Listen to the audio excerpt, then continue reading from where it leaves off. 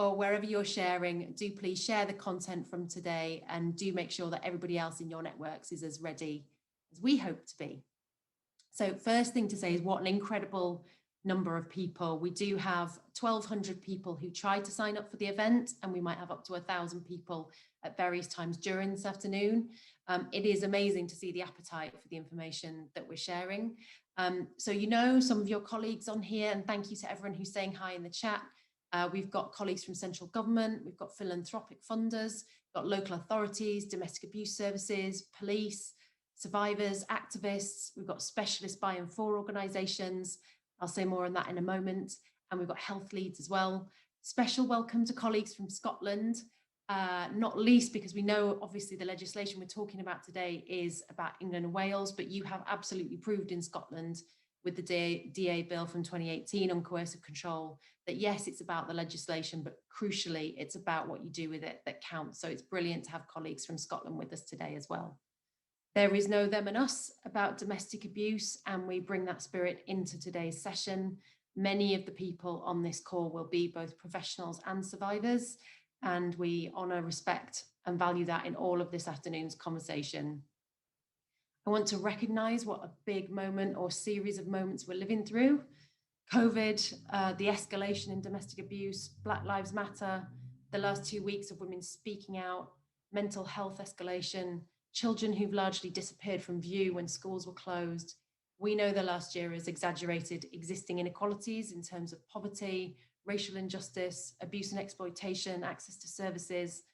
That makes this conversation challenging and complex, but it makes it all the more urgent as well. And I also want to acknowledge how tired everyone is. Each of you has had so much to deal with, both personally and professionally, in the last 12 months. And we don't underestimate that for a second, but we are here together, still standing and determined to make change.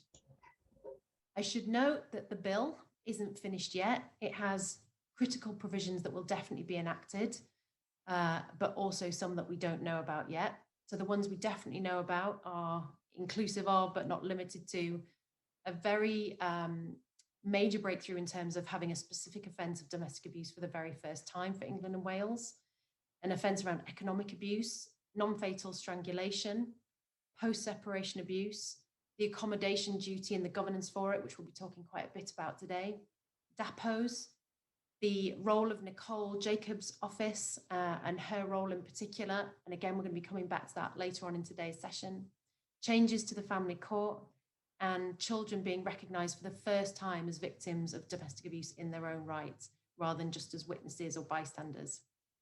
We don't know yet which of the Lord's defeats the government's going to accept as the bill goes back to the Commons, but ones that we are definitely standing behind and hope we'll see some progress on are statutory recognition for community-based services, as well as those behind the closed doors of accommodation services, a non-discrimination clause, which means that all survivors of domestic abuse get the support they need, the inclusion of migrant women, who at the moment are completely left out of the bill, and we know subject to all sorts of constraints that stop them from accessing services, and a strategy specific to perpetrators of abuse, who obviously are such a big part of this picture, but so rarely get talked about very specifically. So we and others are still working really hard to get these amendments into the final law, but the government has a majority in the Commons, so obviously the question will be how far they're willing to go. The bill is much bigger than first envisaged, so this session today is just the first in a series of conversations. I don't believe in the once in a generation tagline that the bill was given, because political will can create legislation every day of the week if it wants to, see Brexit. But I do believe it represents significant potential, and that we'll only deliver that if we work across all our respective disciplines and expertise. So today you'll hear from survivors, practitioners and colleagues who are both at once. We'll be recognising the really superb work of Goody and her team at Standing Together and the wider Domestic Abuse Housing Coalition, the critical role of Nicole Jacobs in her office and the amazing start they've made to that already, and the specialist expertise of organisations like Al Hassania.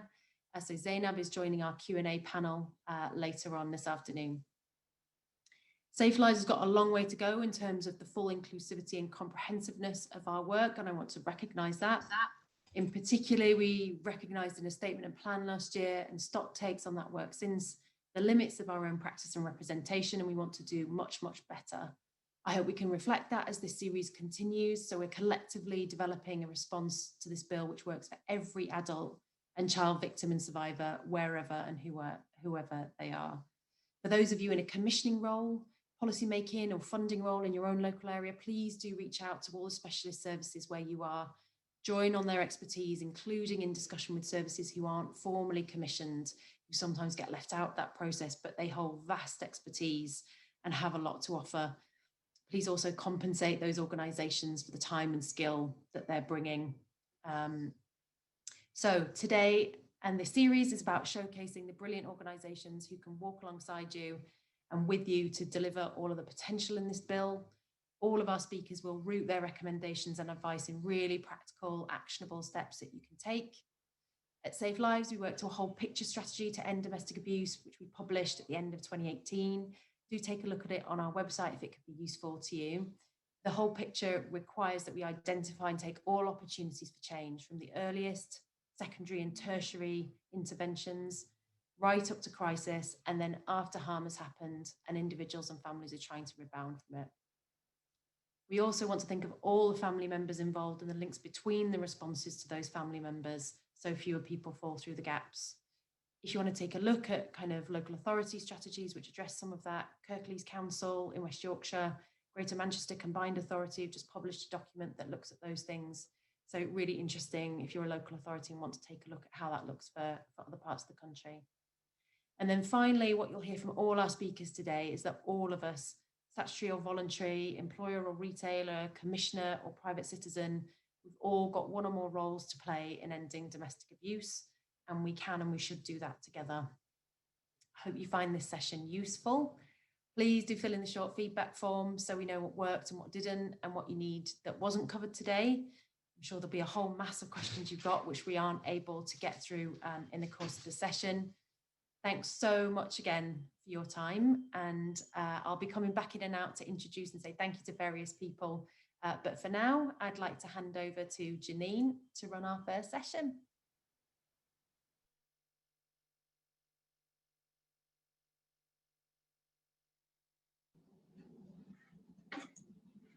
Good afternoon, everyone.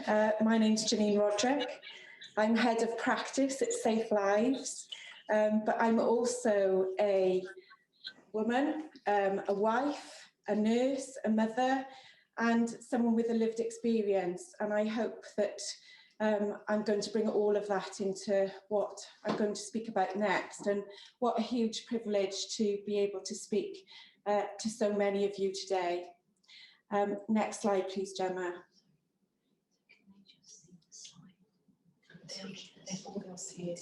So what I want to really start with is talking about the context of the domestic abuse bill around the art of the possible, and using this, what I think is a fabulous quote, to say that we should start with doing by what is necessary and then what is possible, and suddenly what we are doing is the impossible. And really, this is the context that I want to frame what I'm going to talk about with you today. Next slide.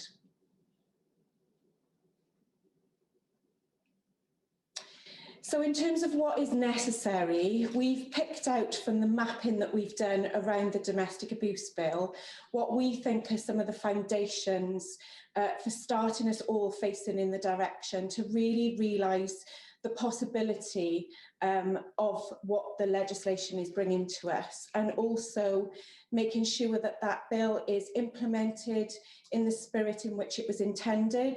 And the four things that I'm going to cover in terms of what is essential are the needs assessment, local partnership boards, the strategy, and then how we measure impact. Next slide. So when we talk about local partnership boards, this is what the legislation is going to be telling local authorities that they need to do to set these up. So this is tier 1 local authorities that have to set these boards up. And this is the membership here, and it talks about the interests of adult victims, child victims, charities and voluntary organisations. And it would be very easy for us to just do what is essential right here. It's quite narrow what the legislation is asking for. And it's also quite narrow in terms of what that board will be asked to, what will be consulted on within that board. Next slide, please, Gemma. In terms of the needs assessment, again, this is very narrow, and for those of you that have seen the draft needs assessment that has come out, it talks about local authorities assessing the need for support in their area for all victims, and it relates that to accommodation.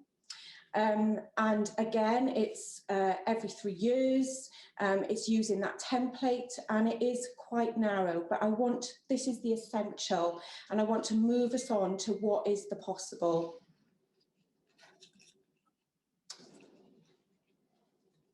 And again, the strategy, so we are being asked, or local authorities are being asked to develop that strategy from the needs assessment, implementing it through commissioning, through local commissioning, and then monitoring and evaluating the effectiveness of that strategy.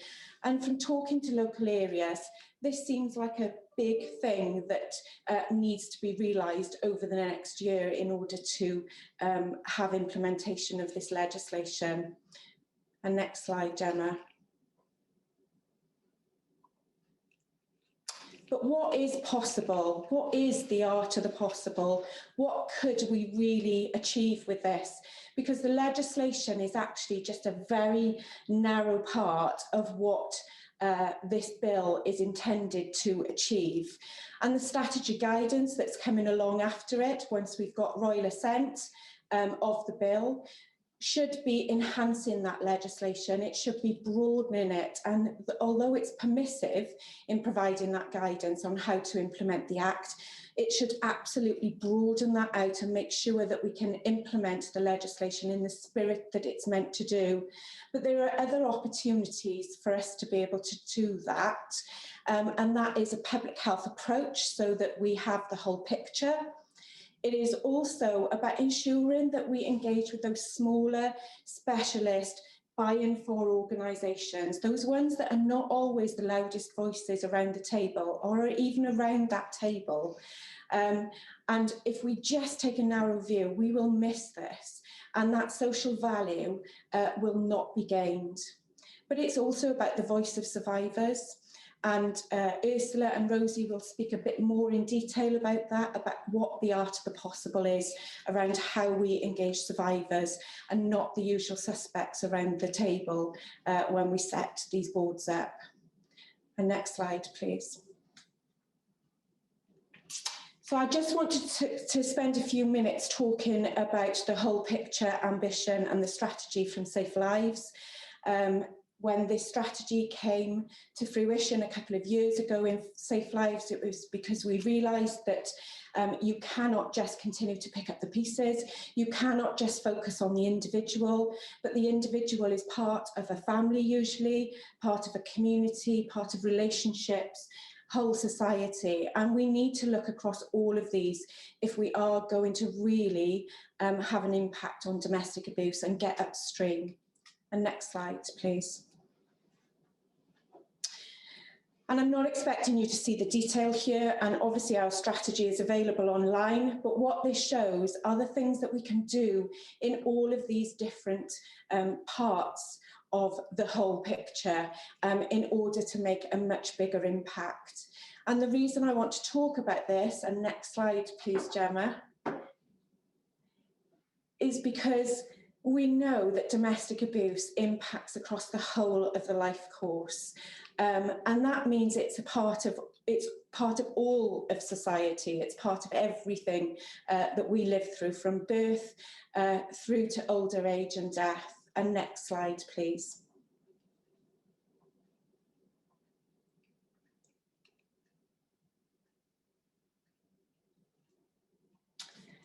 And I want to talk about this because SafeLives have developed a way of operationalising a public health approach to ending domestic abuse.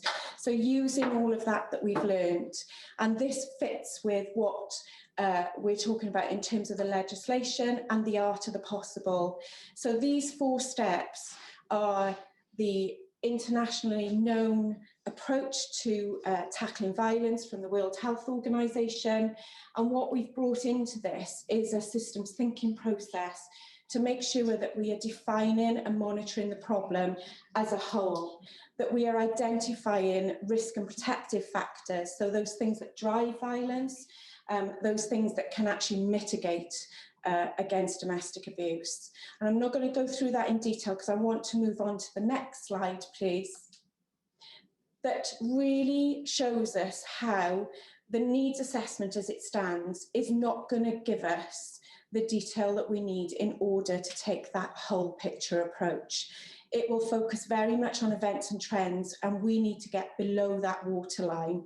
We need to think about policies and practice, and we need to think about culture and feelings. Those things that we know are barriers to us actually having a much bigger impact and ending domestic abuse. And the voices of survivors, all survivors in that, the voices of perpetrators, the voices of professionals and children are really important in digging down underneath and understanding that in more detail. And that's the art of the possible around the needs assessment. And next slide, please. And I want to show this as an example of who needs to be sat around this board and where they need to be moving across this ecological model, that they can't be sat around that board just talking about individuals, but they need to understand from a relationship perspective, a community and a societal perspective, so that we are addressing not just risk and safety, which is key, but also we are able to see from an early intervention and prevention perspective, and where all these different parts of the system can fit in that. And next slide. And this shows the risk and protective factors. If we really understand locally our system, we understand the needs of the people within our communities, then we can start to identify what those risk factors are and what those protective factors are. So what is driving harm and what is it that we can invest in and mitigate harm, and particularly as resources become more precious. It's important that we understand both these things so that we can be more effective and more efficient in what we're doing. And next slide.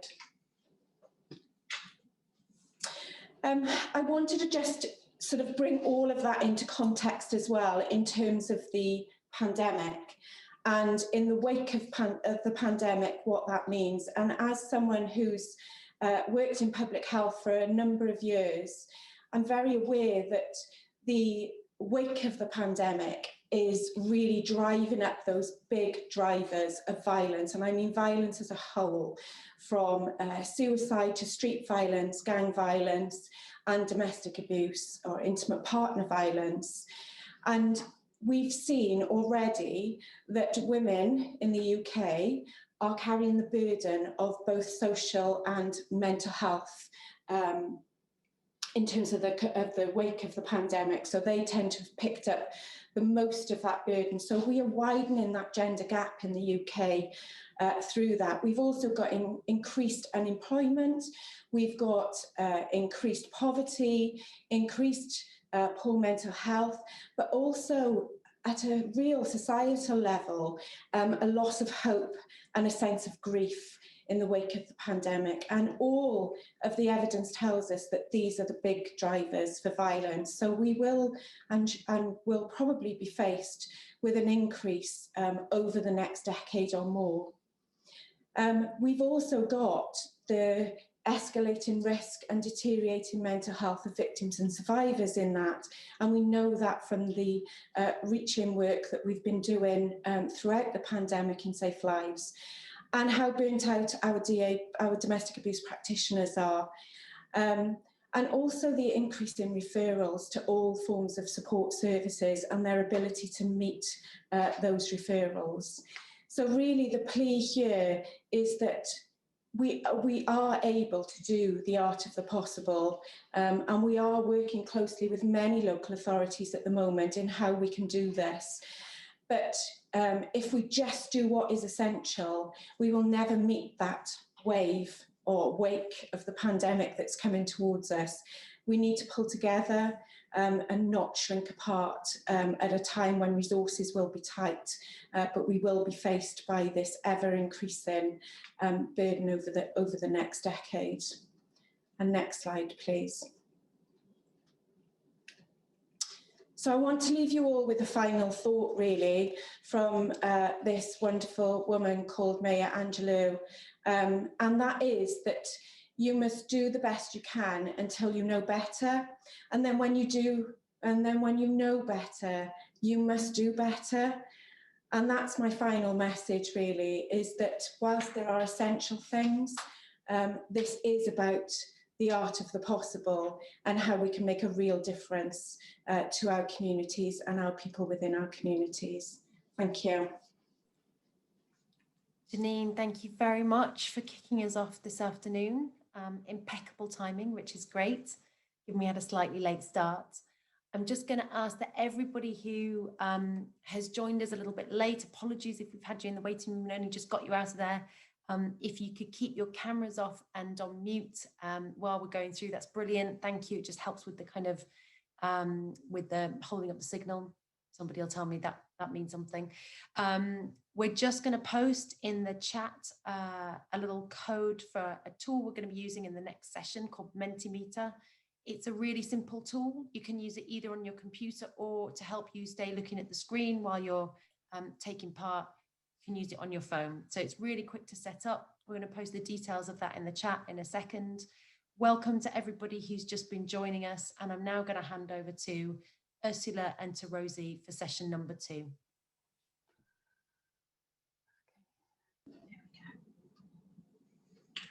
Hello, I'm Ursula Lindenberg, and I'm a pioneer with SafeLives. I've been involved with SafeLives for about 6 years, first on the Family, Friends and Survivors group, and then in the Pioneer group. And hi, I'm Rosie. I'm an authentic voice coordinator, which means I support, coordinate and develop all of the survivor voice within SafeLives.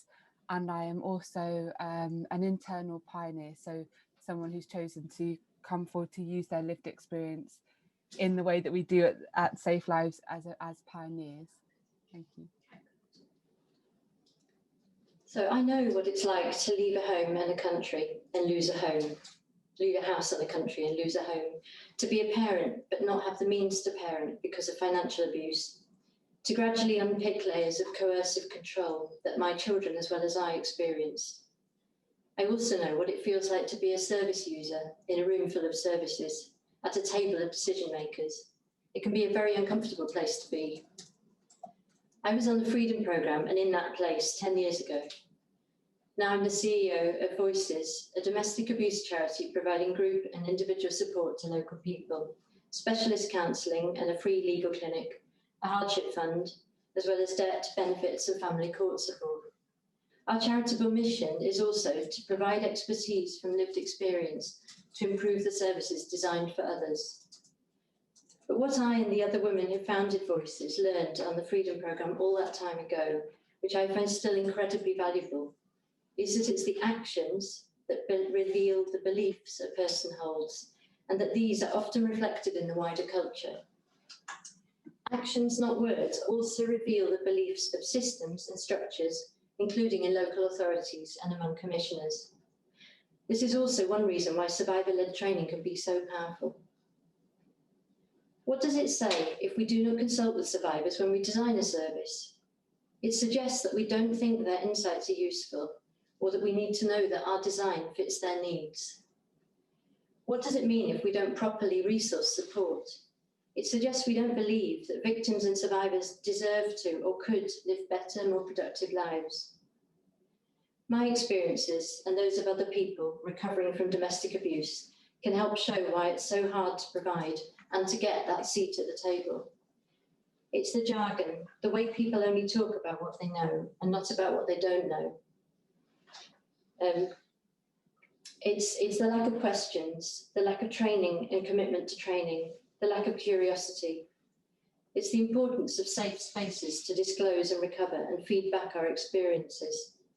Why do we care so much about what you do and how you do it, so much that we're prepared to give up time to volunteer, to be the only unpaid person sometimes at a meeting about domestic abuse? And why are some voices less or never heard, including minoritised and migrant women, disabled and older people impacted by abuse? It's worth really interrogating that. We know that algorithms are useful for local authorities, but may also only reflect your unconscious biases, particularly if you don't test those biases against real lived experience. So examine your own belief systems so you can act with information and intention. Be curious and be compassionate. So when you think about the words domestic abuse, do you think of agencies or do you think of people with agency? Do you look at us as service users or potential service designers? Do you consider the people you know are victims or perpetrators of abuse, or the people you do not yet know about and how to reach into them? These are critical questions, and only survivors as adults and children can really help you find the answers. Next slide, please. So if we look at benefits for local government and other local commissioners, if you involve Survivor Voice, you will reach people who are hidden. You will spend money wisely and effectively, and you will co-create sustainable change. We'll be sharing a guide after this event that has more details. But now, could we move to the next slide, please? Rosie will take the next up. So I hope that you've received a link and a code to get into the Mentimeter. And within that, there should be a question that has a choice to tick one of these 4 statements here. And what we're asking you to do is to reflect on and tick which of these you do now as an organisation. And as you do that, I will read them out. So in your organisation, survivors who want to speak out have their views given to change makers by professionals. Survivors and staff are treated as distinct groups. We give a voice to survivors who have accessed services. Survivors are asked to rate projects.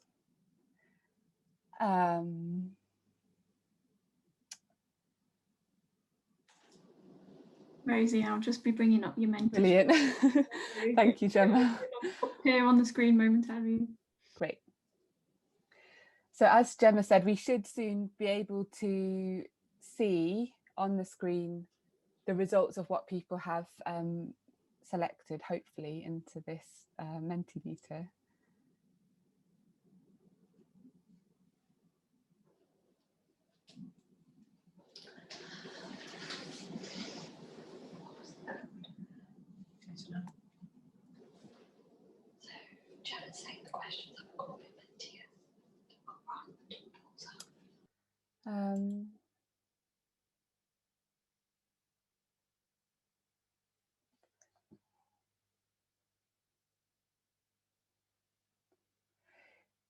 Okay, let's see, because I know there's so many of you, it might make it a bit slower. Brilliant. That's great. Thank you, Gemma.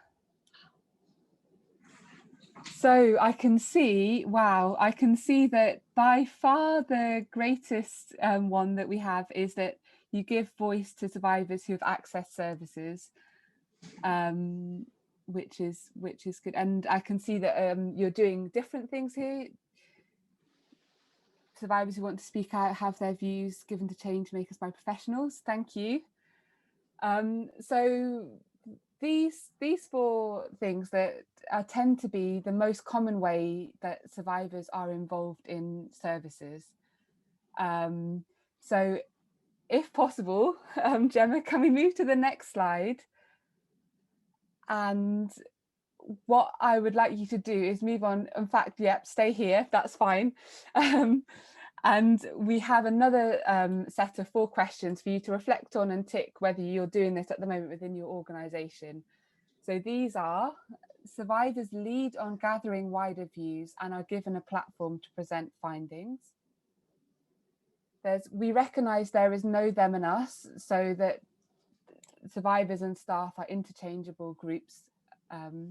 We reach out to all survivors, not just those who have accessed services. And we work alongside survivors to co-create projects. Okay, thank you. I'm watching it all come in. This is great. People are tweeting as well. Use the hashtag. Brilliant. So interestingly, there are 3 that are quite similar, and actually the numbers. So it was around. So for the last one, there was 200 was the maximum that we got to, out of what I can see is 583 services. And here we have know them and us. We recognise that staff and survivors are not distinct groups, which is the top out of these, which is excellent. That's really positive. But we can also see that the numbers range in the hundreds, about 139 now being the maximum. So that's about a 5th, I suppose, of the people that we have here today. And I guess our point here with this one is that this is what we would recommend, as opposed to the previous slide where survivors, for example, are asked to rate. In this selection of choices, they're asked to create, and it's a much more included and much more involved process. And we will be presenting a little bit more about that in our guide that you'll have access to after this presentation. And so we have a final word cloud that is around what the main barrier, in your opinion, is to involving survivor voice. And we're asking for just one word that for your organisation feels like the biggest barrier. Thank you. Of course, we only have a couple of minutes to do this, so I'm just asking, top of your head, stream of consciousness. Brilliant. Time and resources, funding are standing out, absolutely. Engagement, curious about what aspect of engagement that is. Confidentiality, but yeah, definitely time is standing out there. Thank you. And we're going to move to the final word cloud, which is one word to describe the benefit to involving survivor voice.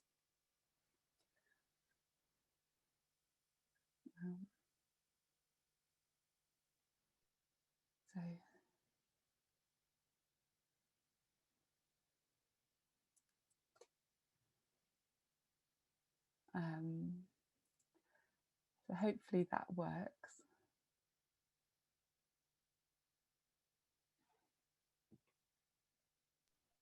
I'm just going to give it a quick refresh, Rosie. Yeah, sure. Yeah, because I know there's so many of you. Yeah.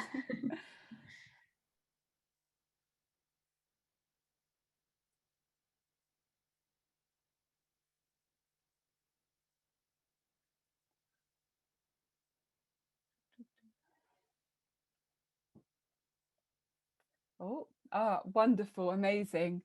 Authenticity, empowerment, huge on there. Inclusion, freedom, change, truth. I think that's wonderful, and I think, you know, it's really useful to see visually what people perceive the barriers and benefits to be. And I think this benefit one in particular just shows how significant and how important this is.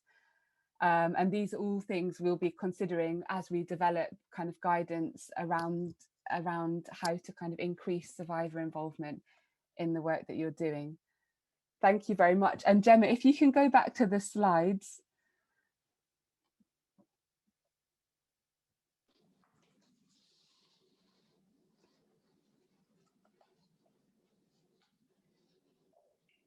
Thank you.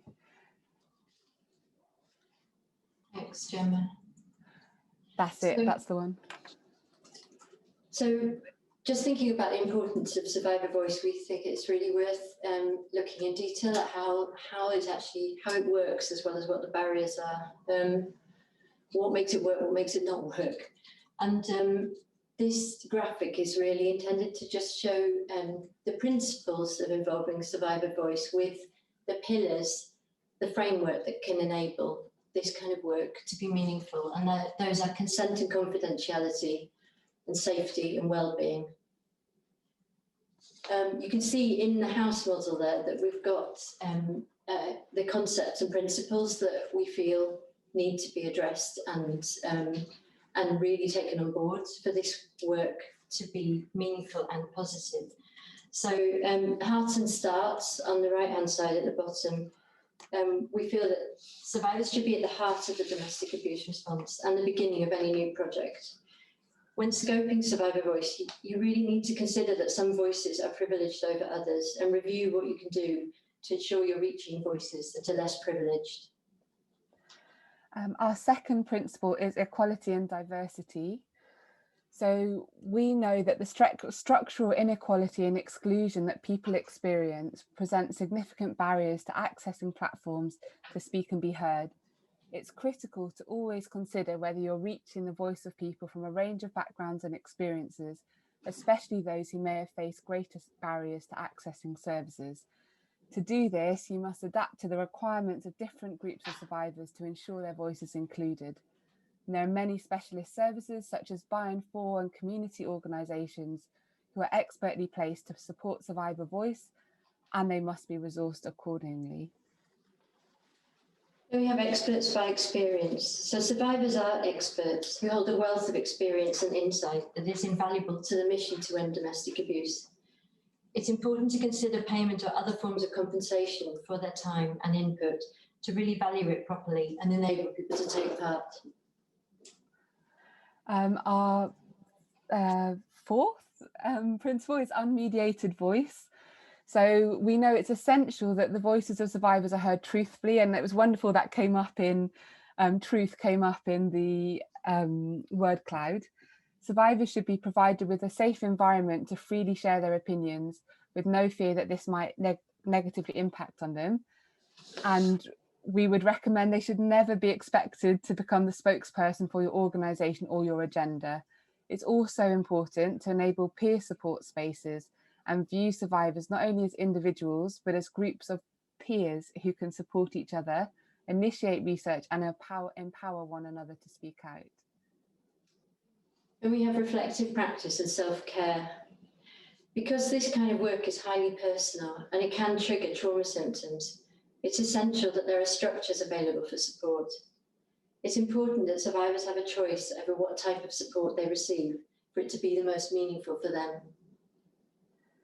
And our final principle is do no harm. So harm can have a variety of meanings, including the impact of having policies that do not adequately address survivor needs or promises for change that are not upheld. It's important to consider clear boundaries and expectations in your work with survivors as well as a principle of trauma-informed practice. Like I mentioned, we've got a guide that we will be sharing after this, but we're also working together with survivors to update our Authentic Voice Toolkit, which will go into a lot more detail than that in due course. Gemma, can we have the next slide, please? So finally, we'd just like to leave you with this quote, really all about looking at designing up front with survivors instead of finding out that possibly the investment is in the wrong place and the policy is wrong. So we have this quote from Cathy Evans, the Chief Executive of Children's England, saying, "One of my favourite quotes is, if you're doing the wrong thing, then doing it better makes you wronger, not righter. If you start doing the right thing wrong, then every step in the right direction is a step to improve. But what we need to start with is the people who need the services." Thanks very much. Thank you. Thank you very much to Rosie and to Ursula and to the several hundred people who managed to crack Mentimeter and have your chance to kind of include yourselves in that process. Apologies for those who didn't manage to get in. we'll do better next time in terms of making sure that you've got all the links and things. But thank you to everybody who was there. Nearly 300 of you, I think, kind of joining in with that process. And it's really good to kind of see the results of that. So I'm going to hand quickly over to our third speaker, Goody Burnett, who runs Standing Together and also founding member of the Domestic Abuse Housing Alliance, which is putting so much of the kind of principles we've been talking about into practice and has been doing that for years. So loads of specialist help coming your way. Goody, over to you. Thanks, Suzanne. Thanks so much. And thanks to everyone for having me and letting me share this platform with you. I'm staggered at how many people are here and it's brilliant to be in front of you. So for those that don't know me, my name is Goody Burnett, but everyone calls me Goody. And I actually started my career on the National Domestic Abuse Helpline as a volunteer about 15 years ago. And then I was an IDFA in South London and I ran outreach services across there. And then I moved over to housing after that. And that's where I came in contact with the Domestic Abuse Housing Alliance. So that's just a little bit about me.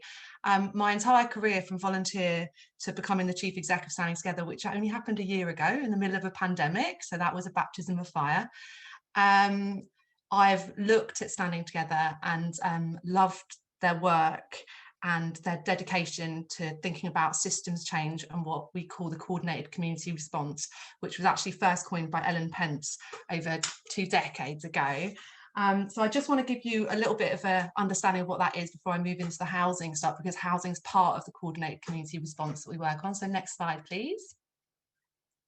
Feels weird asking someone to move on your slides. Here we go.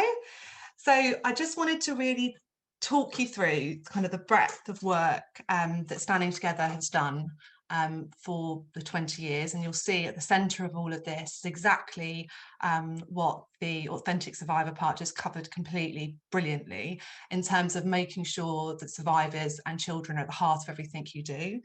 It was formed by people who wanted to provide a structure essentially for systematic change. And the work in these sections that you're looking at has been built up over time in recognition that domestic abuse is something that has to be addressed in all of these key areas as part of the coordinated community response. We're not a frontline service provider, we're a second tier organisation, but we work very closely in local area, and actually at the moment it's Angelou Partners, and Zainab's actually going to be on the panel later, which is fantastic. So it's all of our aim to work to this coordinated community response. So we run the specialist courts in West London, and we're just about to launch a mental court project, a national one, which is really exciting. So if you want to hear more about that, and I'd love to hear about what you're doing in your areas in terms of your criminal justice system and court-based work. We coordinate MARACs. I'm going to talk largely about housing throughout the rest of the presentation. We work in Chel West, coordinating the health response internally. We also work with faith communities, and one of our amazing staff members, Huda, which some of you will know, created the Faith and War Coalition. So yeah, oh, and we also do, I always forget something, we also do domestic homicide reviews, which really centre in terms of when somebody tragically is murdered or there's suicide. Within the DHR, what you're learning is where the CCR didn't work, where the system change failed that individual and the family. So next slide, please. So I'm going to talk about the Domestic Abuse Housing Alliance a little bit later, so I'm not going to go into that, and then whole housing. We did a number of events last year, including whole housing, and then Pathfinder in Health, which was a joint venture with SafeLives, IMCAN, Ava and RSI. And if you haven't heard about the Pathfinder toolkit, please go and download it and take a look at it. I've talked about our work in domestic homicide reviews, the Faith and War Coalition, the Mental Court Project, which literally is kicking off in next month, and then also essentially our CCR network. So if you haven't heard of this, in 2011 we set up the Domestic Violence Coordinators Network, which was a place to share best practice, because all of us are going through this at the moment. We're all in the same boat. The Domestic Abuses Bill is coming along and we're thinking, like, how do we influence, where do we get the information, who's doing what and how are people doing things. And the CCR network has over years provided a space to share that best practice, come together, host events to talk about it. And also last year, some of you may have been aware that we refreshed our essentially our Bible, which is In Search of Excellence, which essentially looks at the framework, a local area. It covers 12 components. If you've never read it, I suggest it would be really good, because we've been working with some of the local authorities that we work in and going through all of the different components and thinking about where we could do better, where we're doing well, where we could learn from other areas, so that we're all working in a CCR way. So next slide, please. Okay, so what is domestic abuse safe accommodation as it's stated so far? So this is what you will find if you're looking into like what constitutes safe accommodation at a local level. And I'm not going to read them because you can read them as I'm speaking. We have got, as DAHA, the Domestic Abuse Housing Alliance, we've set up regional groups where we're talking about this. So if you aren't aware of them and you want to come along to them, please do get in contact. There's 10 of them across the country. And it's a really interesting place because it's local specialist services, it's the local authorities, it's homelessness, and it's housing. And what we're picking up and we're trying to learn as we go, because things are happening at speed and trying to get people ready.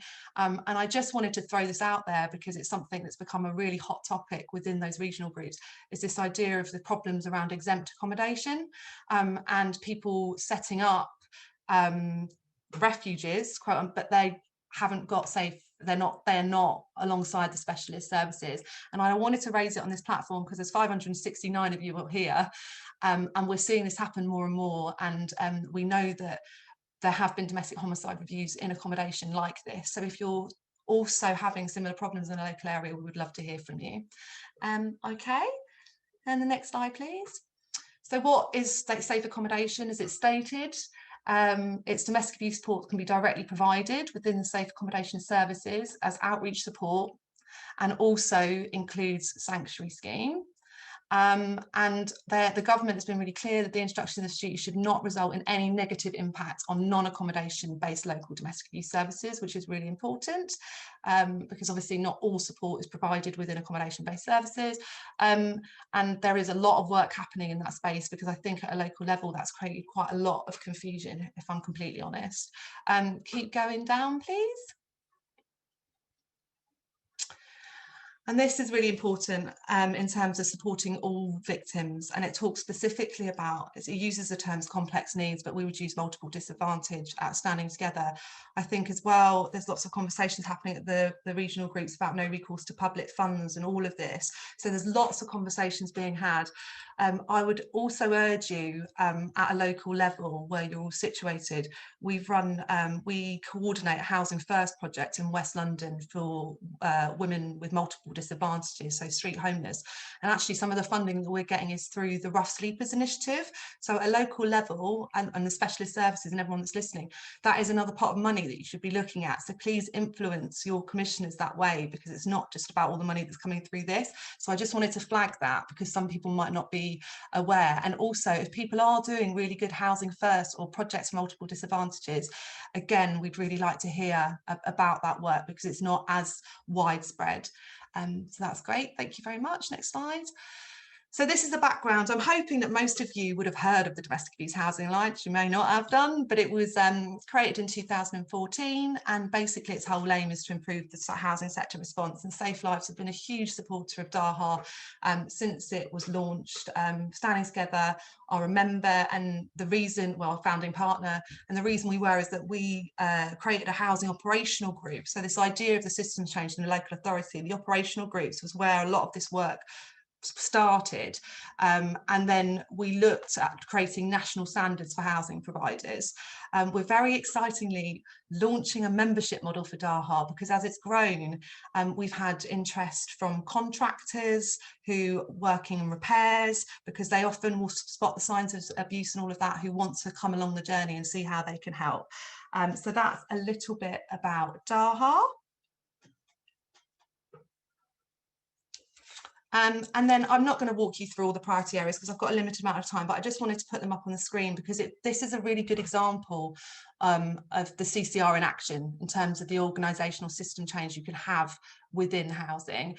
And perpetrator management, I just wanted to spend a little bit of time on that because obviously people have been talking about housing and perpetrator housing, and I'm going to come on to talk to you about in a minute, but we have got a national housing group, and actually with conversations with Drive, which SafeLives are a partner of, there's been a real recognition around, you know, what are we doing in the space of perpetrator and housing?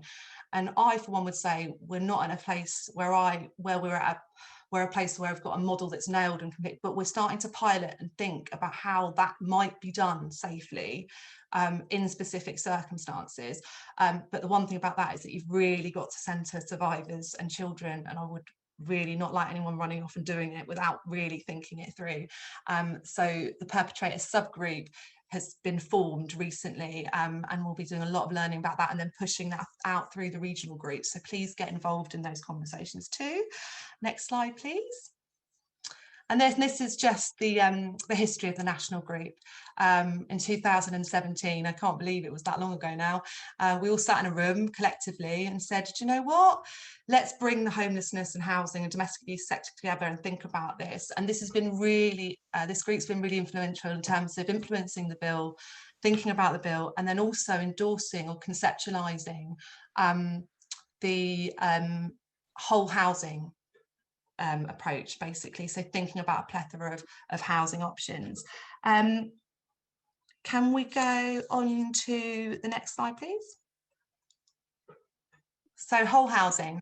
I think it's really important that I quickly, so in terms of whole housing, you've obviously got the bill and you've got the statutory guidance that sits around that. The statutory guidance, with all of the support of all of the members of the national group, there's about 60 of them. We've all been able to say, you know, what that needs to have is a whole housing approach because every survivor has a different need.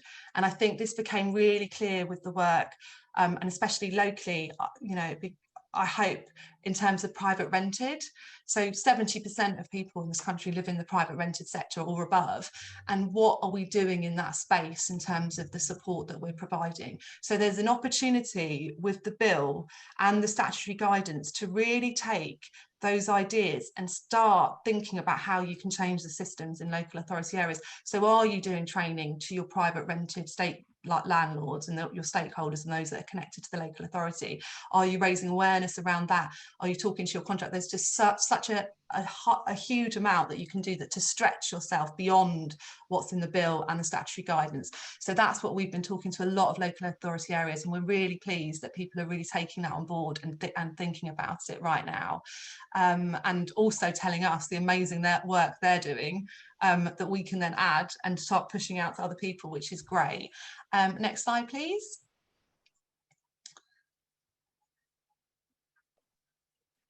Okay, cool. And this is the 12 components. Looks quite blurry on my screen, which is a bit of a shame, but you can see the different, you know, refuge services is central to this in terms of providing the local specialist, you know, service, and then sat around that, this idea of, you know, and I think we had 2 years of funding to look at this, and I'll just, if you go to the next slide, that'd be really helpful, because I can just, that's a snapshot of the partners that were involved, and where it was based. So it was Cambridge, Stockton, and also in London, and I think what it was really about learning, and one of the biggest things, and we've been talking a lot at the like national and regional level about move on, and especially in the wake of COVID-19 and the opportunity for an extra component of move on. So in terms of the bill and statutory guidance, thinking about that and the partnerships of housing providers to enable that, which is obviously a real opportunity as well. Okay, I think next slide, please.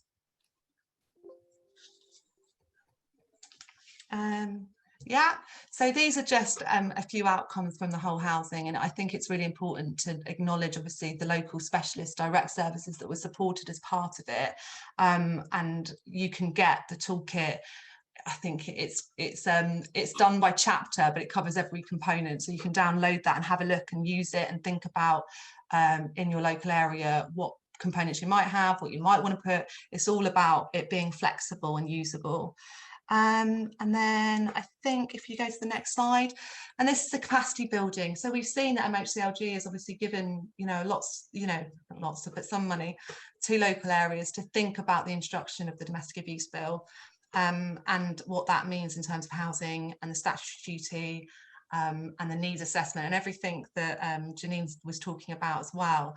I also think, as we've been having conversations about this, that we had some feedback from some of the areas that there's a lot of conversations about the priority need, local connections and all of that.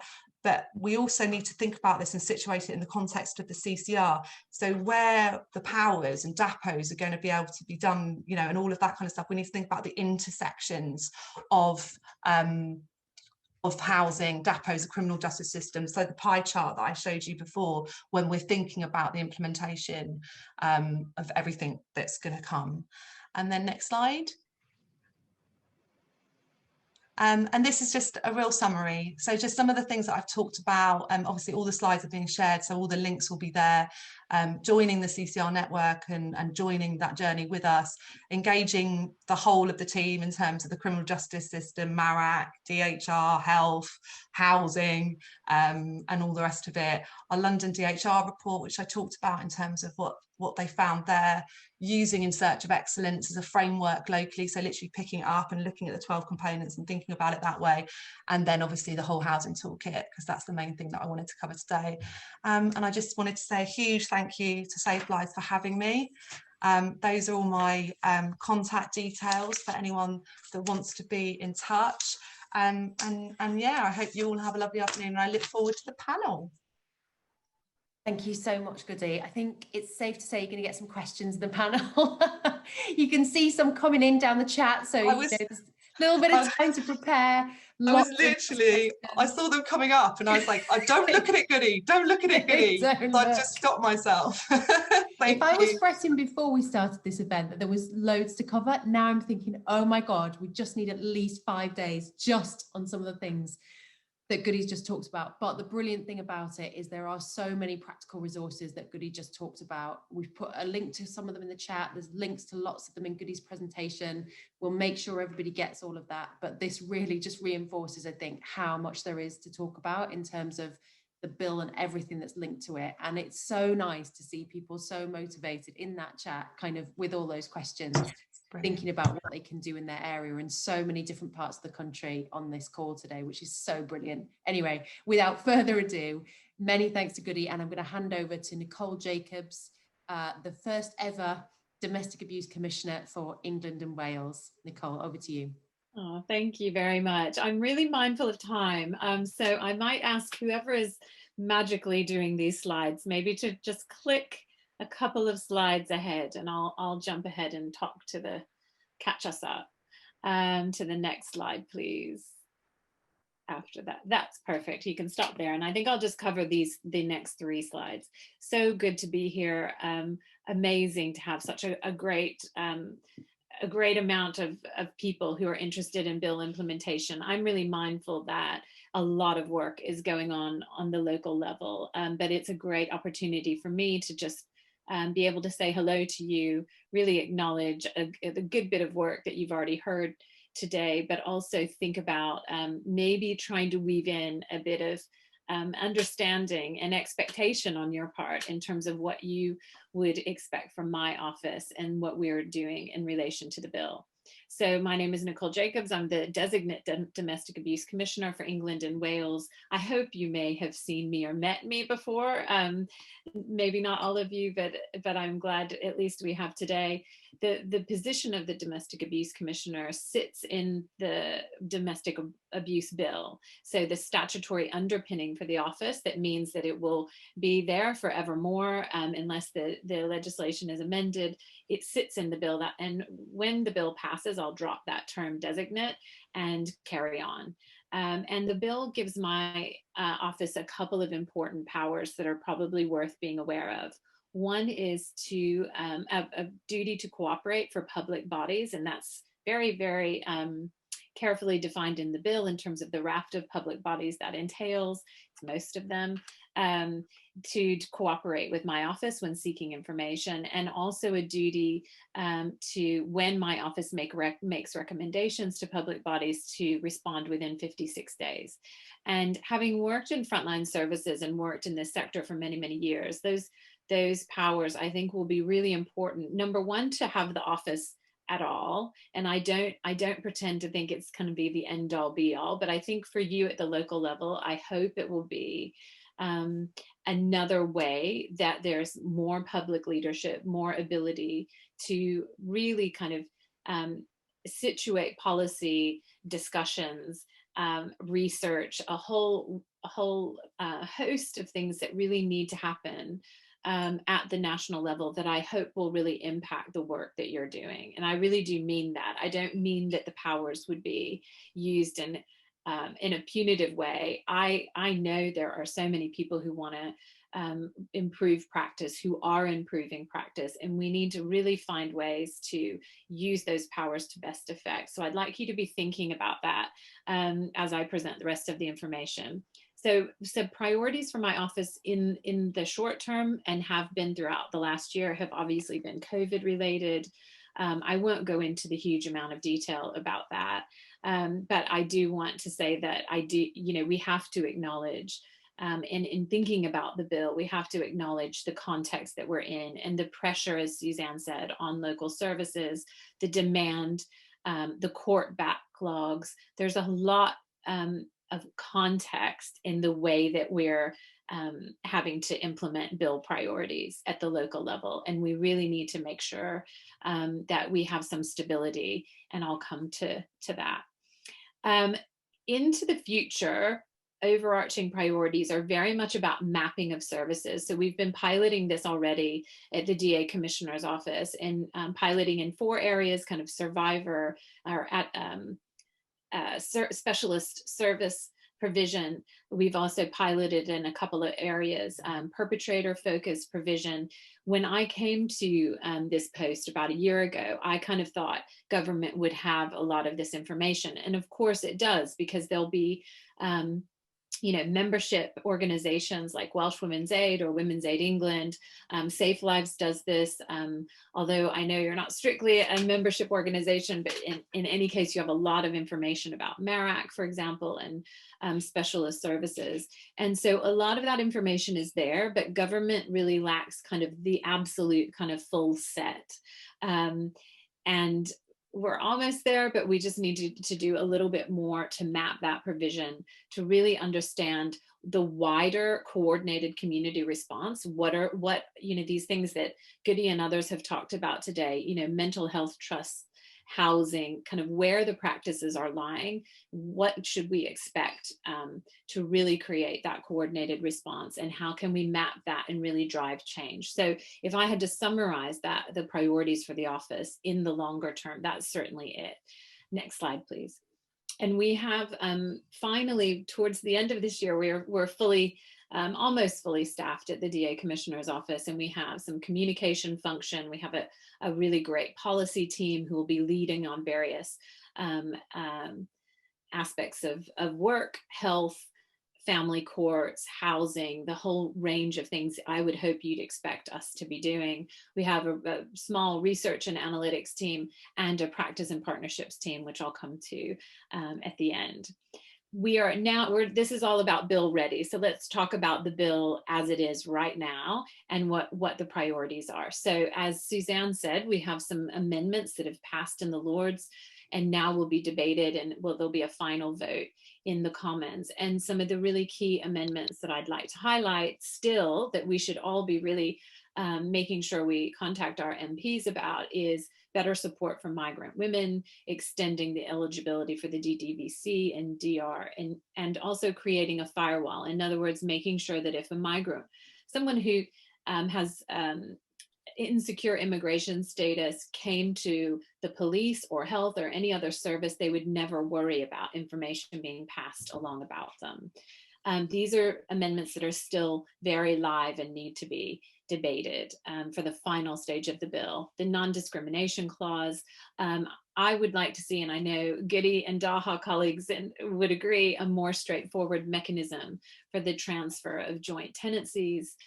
There are amendments in relation to paid leave. There are amendments in relation to judicial training. There's some really important amendments in this last stage of the bill. There's some about women who are people who are charged with crimes related to the fact that they're a victim of domestic abuse. So we're not quite there yet, but we fully expect the bill to be passing, by spring. And so we're now in truly the last stages of the bill. Although I know we've said that before, but we really are, I think, this time.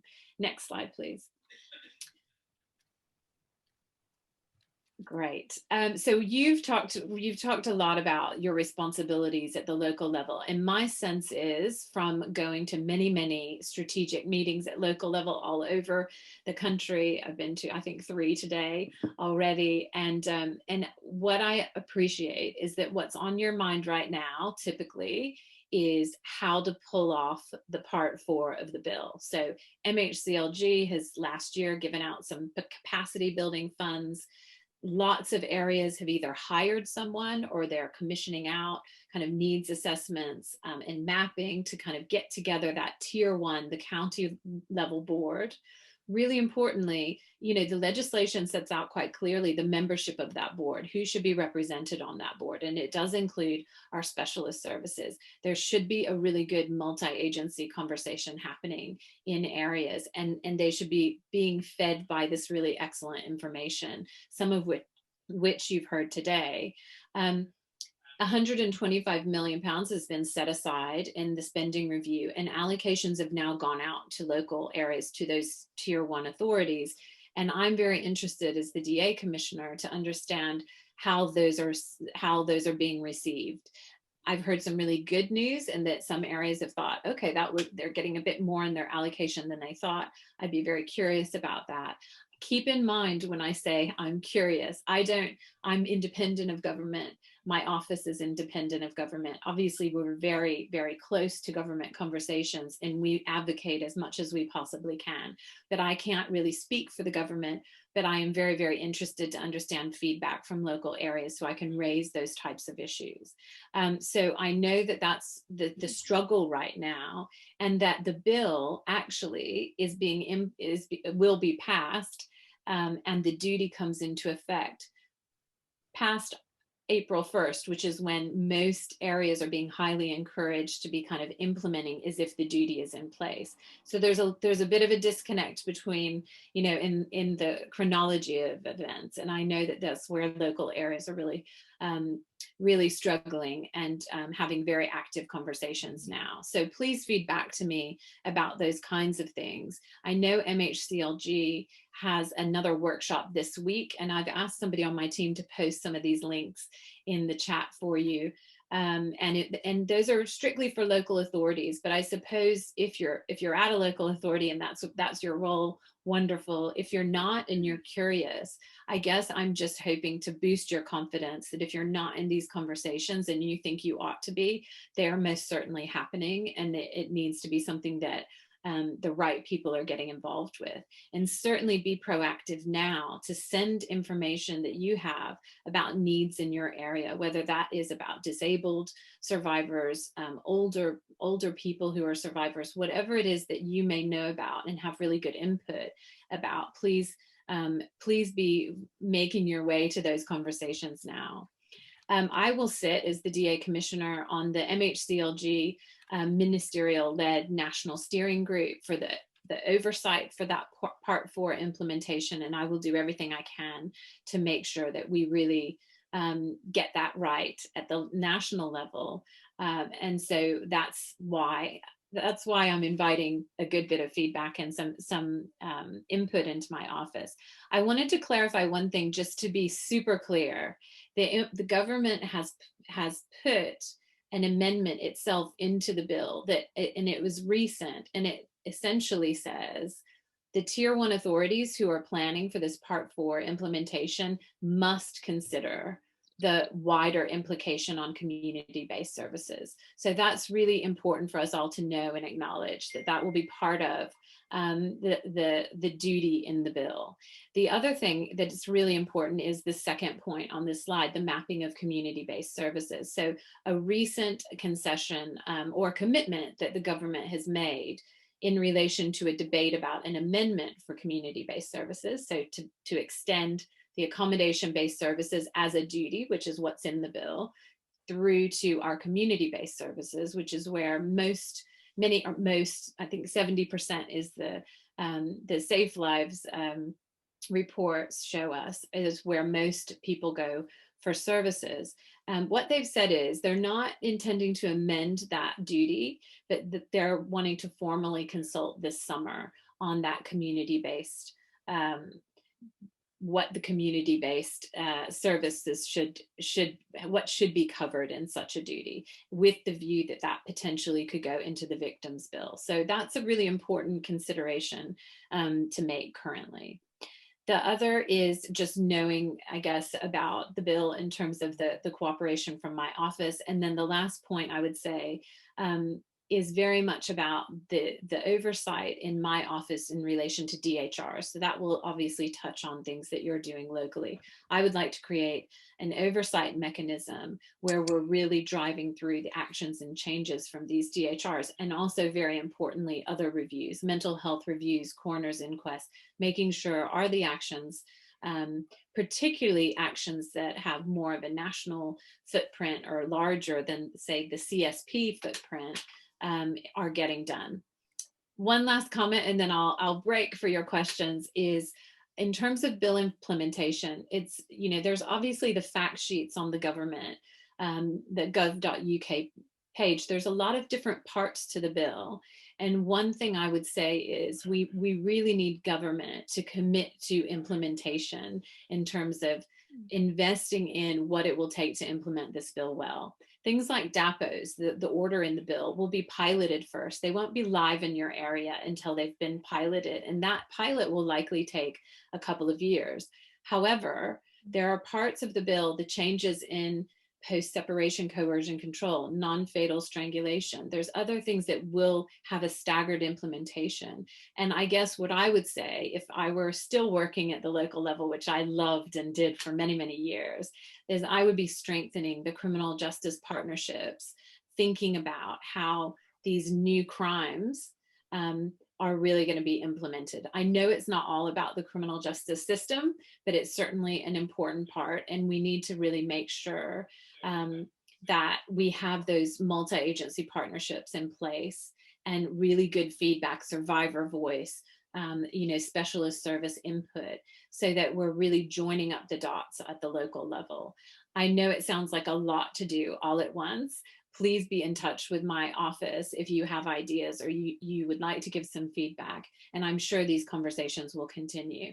I'll just ask for the next slide just to show that we have some practice and partnership leads who are now sitting in kind of regional areas.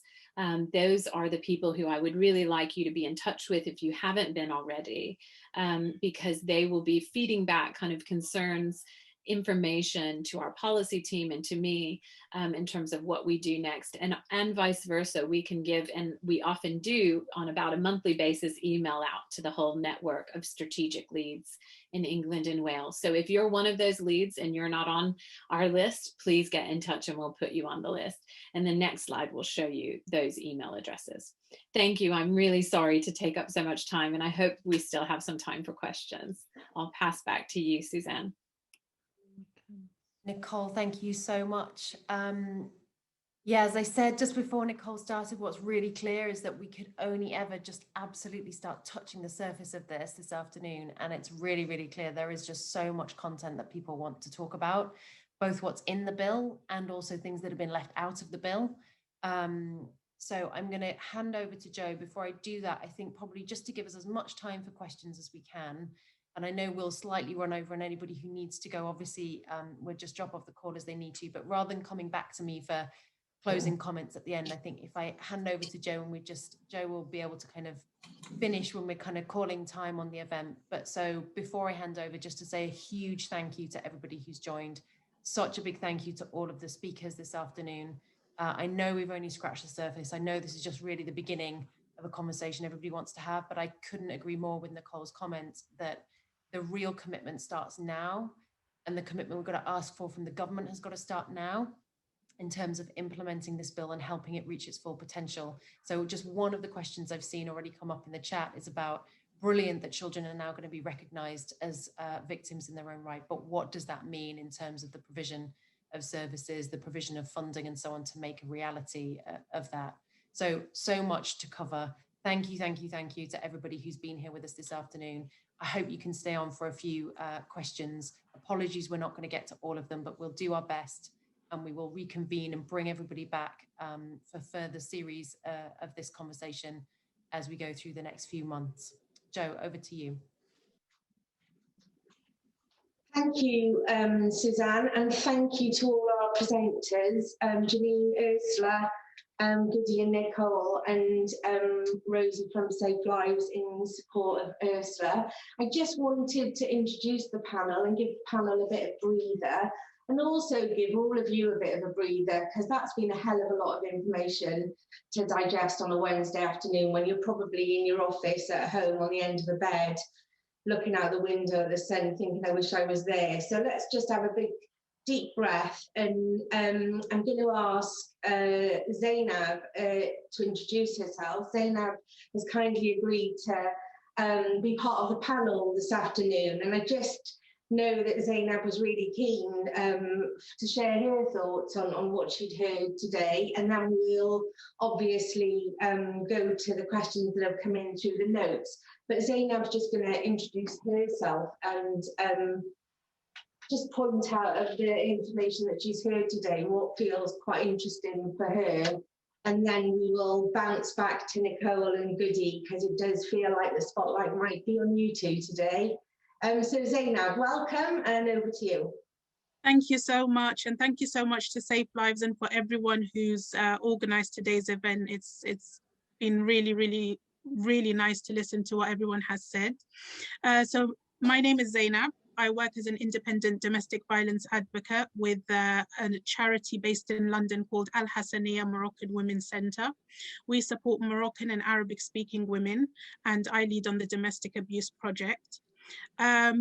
We've seen a lot of challenges in recent months, particularly with lockdown. We've seen our referrals double. We've seen inquiries made by statutory services from all over the UK. And although our remit is really only within London, our motto has always been to never turn anyone away.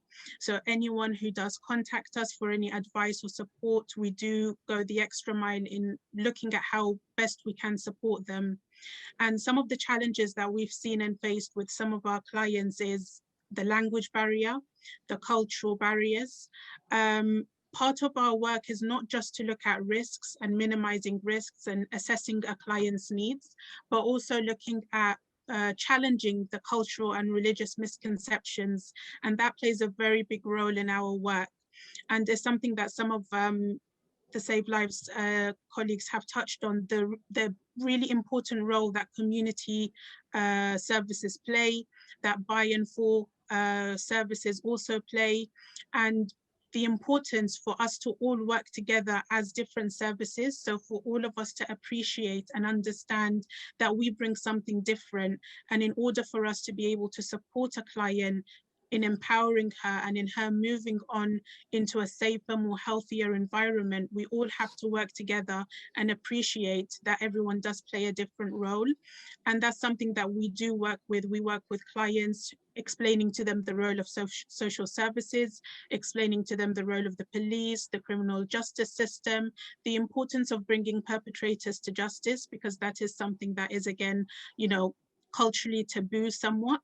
So we do work quite hard in supporting clients to become more empowered and educating them about the dynamics of abuse and ensuring that the future generation grows up in a healthier environment. We don't bring up boys who are potential perpetrators or girls who are potential victims or survivors. And one of the other challenges that we have faced is supporting women with no recourse to public funds. And that's why we've really been focusing on calling on the government to change the rules with regards to no recourse to public funds. We don't want there to be a hierarchy where some women have automatic access to public funds and others struggle, or others are just unable to achieve that. And it's something that we continue to call upon. We're working with other domestic abuse services to call upon that. And it's something that we will continue to call upon so that we can ensure that all women have equal access to ensuring that they are safe. Because we've seen women who've turned around and said, I'm going to go back to my partner because I don't have safe accommodation. I can't access safe accommodation. I can't access finances. I don't have the language. I don't understand the culture. I might as well go back to my partner. And that's something that we do not ever want to hear. And we don't ever want to be put in that position with a client. We want to make sure that she is safe and that we support her with that journey. Thank you, Zainab. I'm just going to wake the panel up now, and they've had a big deep breath. And I've got a question for Ursula predominantly, although I'm guessing somebody else might want to join in. The Mentimeter that you did was really useful because it allowed people to contribute, but only 50 people on that Mentimeter said that you needed to be brave and allow survivors to lead on gathering the voices in their locality and nationally to influence change. Can you share from your perspective how you in Voices are managing the Commissioner's lack of bravery or being brave, and how you work in that environment? I think we just try to find creative ways. I think imagination is sometimes the big thing that's missing. It's not always money and it's not always time. And I think that's maybe part of the bravery. And it shouldn't only be us or small community groups being brave. It needs to be the decision makers. And I think even if they're not really sure how to do it, just almost to accept that that is something that can be admitted, and asking people about how to involve them. So I think I would just put the question back really, because I think it is true that there's always a temptation to sort of provide the framework and provide the direction. And that was really one of the reasons for using that quote at the end, to say that if we sort of set off on the wrong path with something, it can be very difficult to turn it around. And so I think it is just a really big part of meaningful involvement, is to think it doesn't really have any fixed boundaries. There isn't a limit to how far you could involve people beyond obviously resources and ethics, but just to be imaginative and honest. Thank you, Ursula. I wonder if anyone else from the panel wanted to talk to that question. I will if you want. I mean, it's a huge thing that I think we should all be thinking about in terms of any level that we're working, however we're working, whether it's a local level or in an organization like SafeLives, which I know you've done a lot of thoughtful,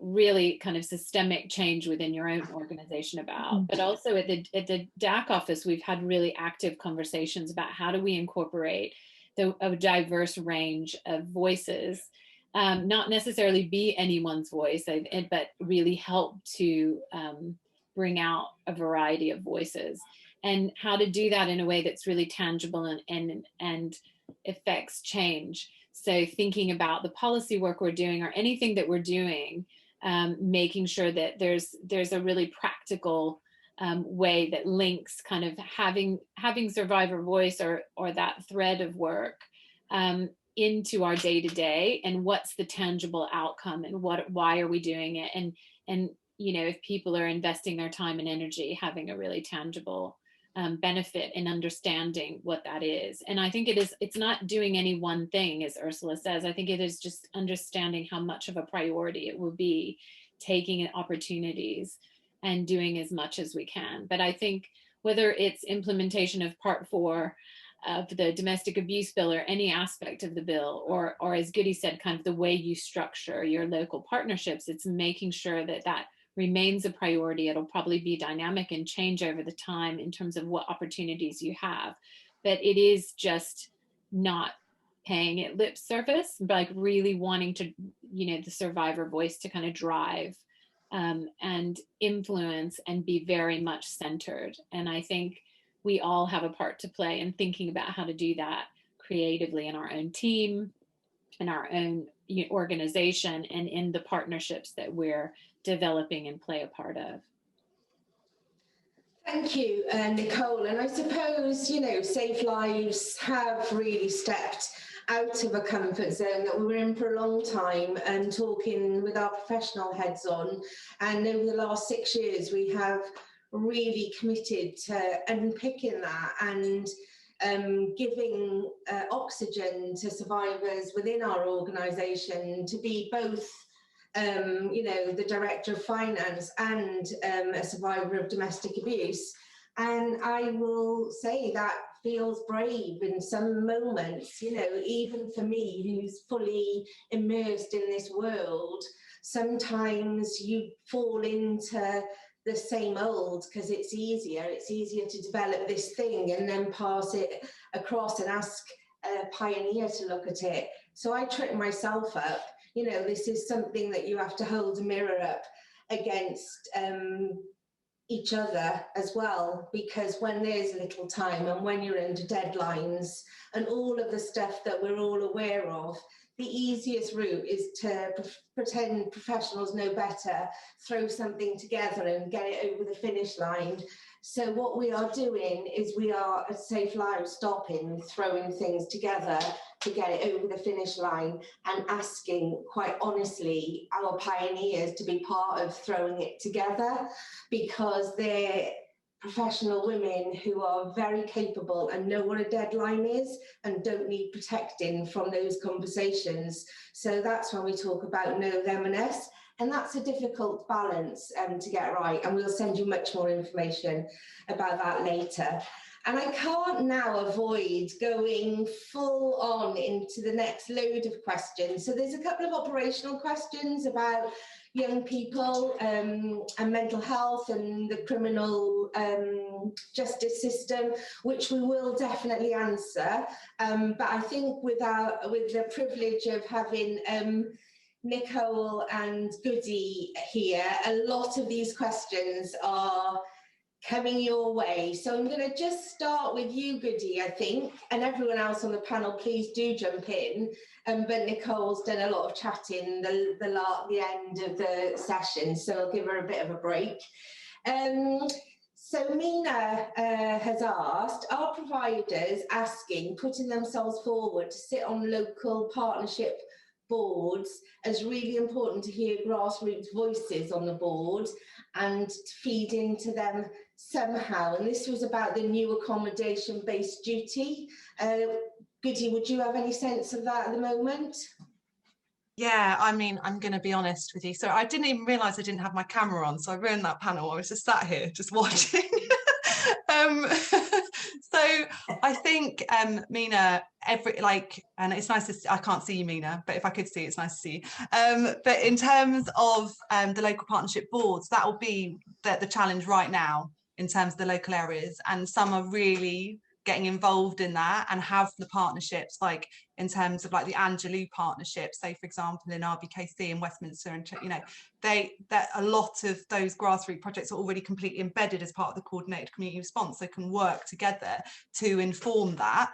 Whereas I couldn't speak for other local authority areas that could be the same, where you've got some areas that actually is generic service providers that provide the service for that local area. You see what I mean? And that's where you get the mismatch. So I think it is, going back to Nicole's side, and she talked, is about that postcode lottery. I think you know, Janine talks so eloquently about the art of the possible. That's exactly what local authorities should be doing, digging deep and ensuring those people are like fundamental, and then just after the survivor is centred. And I really enjoyed listening to that whole conversation there as well. So that's what I would say, Jo. So could I just jump in, because it has come up quite a bit in some of the conversations we've had, and sometimes, I mean, first of all, there's a massive lever there. The legislation sets out that these boards should have that representation. And so you really need to use that to best effect. But also, we have also interacted with a lot of areas which, you know, someone would rightfully say, well, what happens if there's 25 services in a big, say, a metropolitan area? But there are ways, and there are things, you know, we've seen some examples of areas which have kind of, those services have gotten together themselves, coordinated themselves, but also kind of have a nominated representative. I know that's not ideal, but can negotiate some kind of varied representation, you know, to be part of that tier 1 board. So I think that's the kind of practice that we need to see. And it is about at the kind of knowing every area is a little bit different, and some will have really good, strong voice already, as Goody's shown, but there are other areas where that may need to be problem solved through, and in actually quite quick time now. And so it's definitely the time to be kind of organizing with colleagues, having conversations, who's going to what meetings, what are the ways that we can kind of, you know, ask about how that's being structured and be a part of it. And so that, I just wanted to add that little bit in. Thank you, Nicole. And Ursula's asking to share. Zainab, did you want to contribute before? Yes. Yeah, I just wanted to just add one thing, which is that we are also part of the Angelou Partnership. So our domestic abuse project is part of a specialist organization where we work with other specialist partnerships within Kensington and Chelsea, Westminster, Hammersmith and Fulham. We've been part of the partnership since the beginning, and it's a very successful partnership. But of course, more work needs to be done so that we can reach other services, and we can you know, represent our clients' experiences and their voices. Thank you, Zainab. Ursula? I just wanted to add something about that, and just thinking about the sort of holistic approach and all the detail in the work that Zainab's talked about, that is needed to really support people to get the service they need and deserve, and to recover.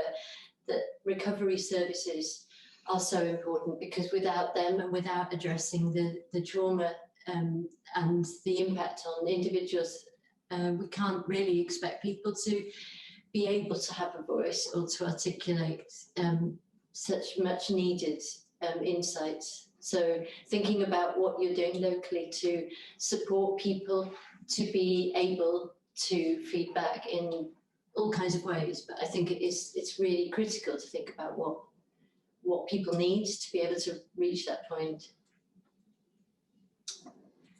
Thank you, Ursula. And I can hear Janine also taking a breath. So I think there's more to contribute before we move on. Thanks, Jo. And just to add really to all of those points, in terms of those specialist services, certainly what we've seen in the local areas that we're walking alongside and operationalising that public health approach is that they're not always aware of the diversity of need within their local populations, and they're often very hidden, and often those services that are buying for services don't have their voice heard, are not around the table, and are often drowned out by bigger organisations. And I think that is something that we're bringing to the forefront by doing that deep understanding that reaches down, you know, into culture and feelings within the area, and really understands where those hidden voices are, and presenting that back to the area so that they can see it for themselves, because we can't just tell them what to do.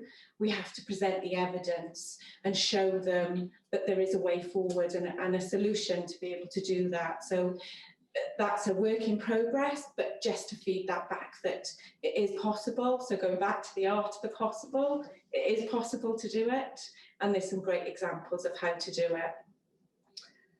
Thank you, Janine. Now, scanning a lot of the accommodation-based duties, and some of them are quite technical, so we're going to get back to you with them. I'd just like to ask another one on the topic, though, and it is what restrictions will there be on local authorities using the funds to set up in-house teams for the duty to accommodate? Does that make sense, Goody? I'm not sure. I mean, I'm looking at Nicole as well. I don't think there's any restrictions to say that people can't set up in-house teams, is there? Yeah, I think one of the things that we're really, and I think, I don't know if that means in-house team is in a DA related service that is in-house, or if it's an in-house team to do the mapping and the implementation of the duty. It could be either or. I do think a lot of areas are using some of their capacity building funds to hire someone who will do kind of coordinate the mapping and needs assessment and kind of do all of the work that is required in very short time to implement the duty. There's also a debate about what accommodation looks like. Should it be provided by specialists, domestic abuse services? And the answer to that would be emphatically yes.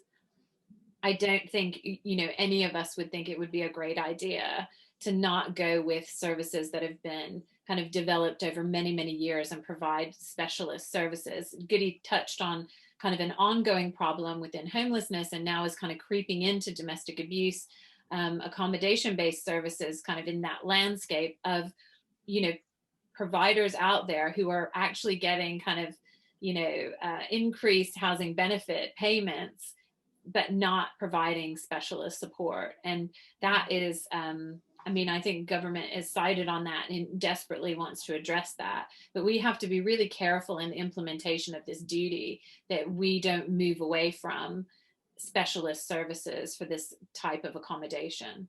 So I hope that answers the question if I've understood it correctly. Yeah, and I was going to add, if you're talking about in-house in like co-located IDFA as well, that's another like strand to this, and then that can work really well in some of our DAHA accreditations where they're working with the local specialist service and having somebody actually in the homeless person's walking alongside. And we've seen that in Southwark, we've seen it in many places, and it works brilliantly in terms of the outcomes for survivors and children. So I just wanted to add that in as well. Thank you very much. I have one last question, I think, and this is from Alison in Sheffield Local Authority. And her question is, what are the panel's thoughts about the new duty and whether it requires the local authorities' offer to all people experiencing domestic abuse should be offered safe accommodation? I'm thinking about the fact that funds aren't to be used on capital spend. Okay, that is extremely technical, but I can see there's a lot of chat here, especially that Simon's leading in the chat, which is really interesting. We are actually on an open Zoom call, so you could actually just talk as well. I'm doing participation, but not all, because we've obviously got all of the issues around no recourse to public funds, right? And that's the biggest issue in terms of where, doing the front line work, it is literally soul destroying because there's nothing you can do. Obviously, we're doing work within the bill. But sorry, I've forgotten the question now because I went off and looked in the chat. Okay, the questions come in. The panel's thoughts on whether about the new duty and whether it requires the local authorities to offer all people experiencing domestic abuse. I'm thinking about the fact that the funds aren't to be used on capital spend.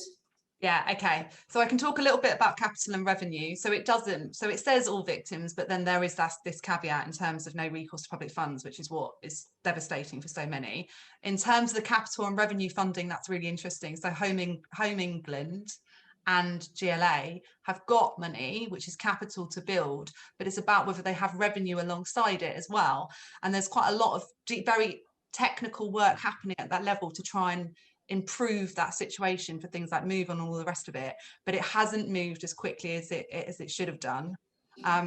So yeah, I'd be happy to take that conversation out if that person wants to contact me, because there's a lot for me to say, and I realise we've got 8 minutes. Yeah, and I've got a lot of technical questions under there that'll come your way. I think just an easy yes or no for this one is, after speaking to different authorities, that there is some confusion that each authority needs a refuge. Is this true in the bill? My understanding is that the Tier 1 board's duty is to look at and map the needs for the wider area. So I don't believe it would be based on the needs assessment and mapping for the Tier 1 board to then help to decide what accommodation-based services are needed. And I think what's going on in the chat is just a recognition that just because we have Part 4 of the domestic abuse bill, it does not fix the problems in our housing system in terms of move on, lack of stock, all sorts of things that are highly problematic about our housing systems.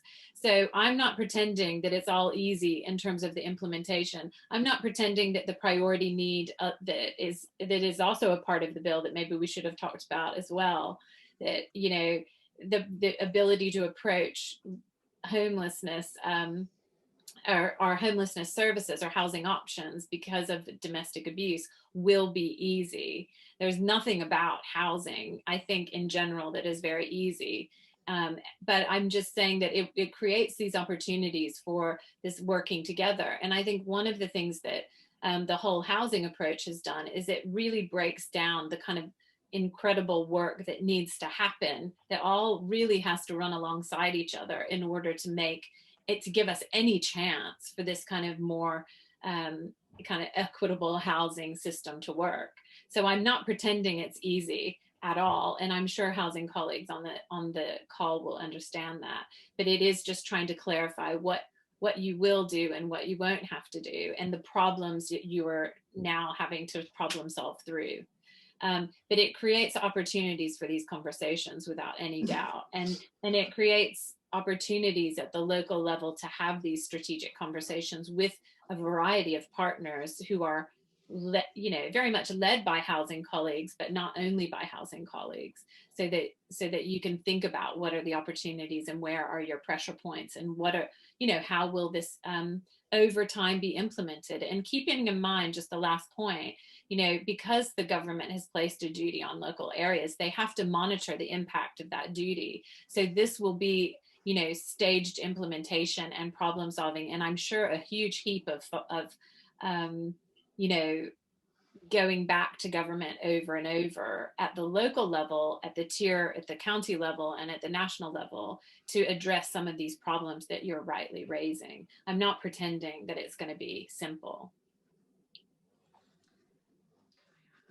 Yes, thank you, Nicole. I'm just going to ask Janine to contribute to that question. I'll try to be quick. I just wanted to, I'm not a housing specialist by any stretch of the imagination, so some of this conversation is not in my area, not in my gift. However, I think this is the risk of us going down a rabbit warren and talking about the technicalities of the housing, about the accommodation part, and that is obviously very, very important. But what I'd like to say is that if we need women and children, if we have women and children needing safe accommodation, we've already failed as a system. And whilst that is the intensive care part of what I would say is a health analogy, and we need to lift our gaze and think more about what is it we do in the rest of the system as well to actually prevent those women and children getting to that point in the first place. If we just focus on picking up the pieces, we will continue to pick up the pieces, and we will perpetuate generation after generation going through the same things. The bill gives us the chance to come together and do something different, and it can't just be about those legislative bits. It's the broader art of the possible, statutory guidance, the whole thing, really. I'll get off my soapbox now. Thank you, Janine. And Zainab, did you want to add anything? Because it's easy to hear Janine, because she's 2 meters away, socially distant. So I'm kicking them with my long legs. I'll just follow on from what Janine has said, really, that, you know, what we hear from some of our clients is, why do I have to leave home? Why do I have to pack up and take all the children with me and go from hotel to hotel, from bed and breakfast to bed and breakfast, go through the whole long journey of temporary accommodation? My children go to school and it takes them an hour going, coming back another hour, the expenses. It really does change their lives, and they feel it's unfair. They feel, if I'm truly the victim, if society is acknowledging that I am the victim, then why am I being punished? Why am I being punished in this way? And I noticed someone also mentioned in the chat that there are issues with move on from, for example, women who are in refuges. And that is another challenge that we face because of housing benefit and the ages of victim survivors, that they, after they're in a refuge, they're told that they have to go into shared accommodation. A lot of the women have experienced enormous trauma. They're not able to go into shared accommodation, even if it is with other women, but they feel like, no, I want my own space, I want my own place, I just want to close the door on myself, have a roof over my head, and that's all I want. I'm not asking for much. I don't want a 3-bedroom place. I just want my own safe space where I'm not going to have to be forced to interact with other people or see other people.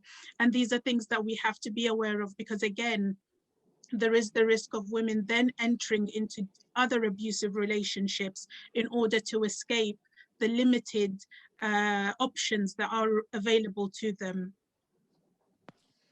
Thank you, Zainab. Goody? I was just literally saying, Zainab, yeah, she's nailed it. I don't think you can say it better than that. Okay. But can we just ask what the bill is doing to address this? What is the bill doing to address Zainab's points? There's no point in us saying it and clapping. What are you doing to address these points? Sorry about the passion. No, there's no problem.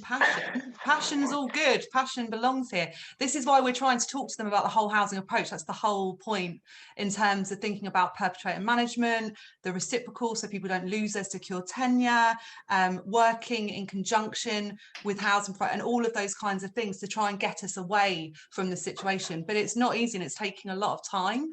And we're working hard to get it in the statutory guidance that sits alongside the bill, but we need to do some more work on like Homeless Reduction Act. There's just so much more to do. So I love your passion, because I couldn't agree with you more, and it's what we're trying to do, but it's taking time. Thank you. No problem. And will we get an update on that? How do we get our updates? I mean, how is that coming through? Sorry, can you repeat the question? Are we getting an update on... How do we continue to receive these updates, Nicole, on what is being shared by Zainab and the passion being shown in this seminar this afternoon? This is a great seminar, but we also, as practitioners, as service managers, as people who work really hard in this industry, want to see some positive changes through this act, by this act going through. And I would also like to voice this, that when we talk about no recourse to public funds, a lot of times what we see is that the professionals, or especially the statutory organisations, are looking at no recourse in terms of, if you're on a spousal visa, yes, you can apply for the DDV concession, and then, you know, that could give you the recourse to public funds. But when it comes to those victims who are fleeing or in a situation with no recourse, but they are on maybe on a 10-year route, being a parent of a British child, there are services. Like just today, I've had social services actually say this person is not destitute and we will not support their immigration situation, and they are not financially being supported. And that's a massive concern in terms of those people who have no recourse to public funds, but they do not fit into the bracket of the DDV concession or on a spousal visa. The spectrum is so wide that we need to look at it in a very different way. And again, when we talk about the BAME communities or people with more challenging needs, these are some of the needs, and that's where what Zainab was saying, people would want to go back, they would want to retract their statements, they would want to say, right, you know what, this isn't working for me, I'd rather be in an abusive relationship, but at least my children have got a roof over their head. And I think that's another thing that needs to be addressed more seriously as well. So Rana, thank you, and also thank you, Henry Wilson, you're coming up as on your title, but hyphenated. Right, okay. That's fine. Thank you for answering my questions. Thank you. What I'd just like to say is I don't want to undermine those, and they're very important issues, but we were never going to cover everything today, and it was really ambitious. Although I would like Nicole just to round us up with the answer to how the sector is updated, if you like, because obviously we're all coming and getting different bits of information from different places, and standing together, and SafeLives and Women's Aid may have their networks of updating, but I think from Nicole as the Commissioner, her office are working tirelessly to do this. So Nicole, I wonder if you could just answer the kind of general question is, how does the sector get updated with any progress? Well, I think you're right. First of all, I agree with all of the points that were just made, and I, am doing everything I can in these throughout, actually from day one, but also particularly in these later stages of the bill about the amendments that relate to no recourse to public funds in particular. It's something that I absolutely agree with you about and feel so strongly about in terms of having to do something with the bill. And also we're starting some work in my office to really, really try to be as proactive as we possibly can on those issues. So please be reassured that we are having meetings, that it is something that I really understand and feel strongly about. I think that, in terms of how we all update ourselves in general, I would say some of today is about thinking about what are the strategic and local partnerships, where are those conversations happening, acknowledging they're not all happening in the exact same places, but knowing that there's a lot going on in the local level. And clearly there's a lot of people on this call who, because they are part of delivering that duty in the bill, obviously are very, very concentrated on that part 4 of the bill and really are feeling under a lot of pressure about that. And I really appreciate that. And some of what it's almost like we're trying to have 2 conversations. Yeah. There's that, and then there's the wider, what are our opportunities with this bill? And so I would say, considering a lot of this implementation will be at the local level, it's so important for you to feel welcome and able to have your voice at your local kind of strategic and operational partnerships. That's what Zainab was kind of referring to about the Angelou partnership and the way things are structured in her area. There is a real voice there it's probably not perfect, but there's certainly a voice and an ability to really engage with those strategic conversations about how the bill and literally everything else is implemented and kind of done in that area. So I think we need to really strengthen those partnerships. And then obviously that, SafeLives, Women's Aid, Welsh Women's Aid, there's a lot of organizations within the sector who do a good bit of communication. So I hope that some of what you get will be from these organizations that are, show leadership in these areas. IMCON, there's a whole range of second tier organizations. And I'm sure we would all love for them to be able to do more, but I think people are working as hard as they possibly can. And then in my office, as I said, we have regional practice and partnerships lead. They literally just started. I mean, keep in mind, this is a brand new commissioner's office and a brand new, we don't even have our powers in the legislation yet. We'll wait till the passage of the bill.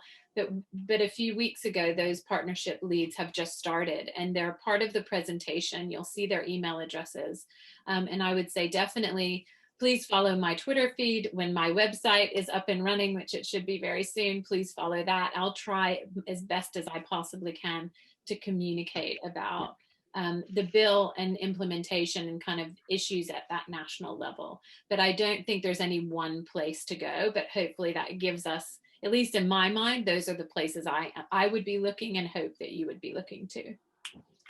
Thank you, Nicole. And I'm going to stop us there because people are leaving for others and I'm a bit of a stickler for time. So we're a bit over. I just wanted to say 2 things that I think we're right. We're trying to have a very detailed technical conversation that rests on people's shoulders, sorry, producers putting a flip chart in front of me to remind me of something, and I'm obviously such a pro, I could do that without stalling.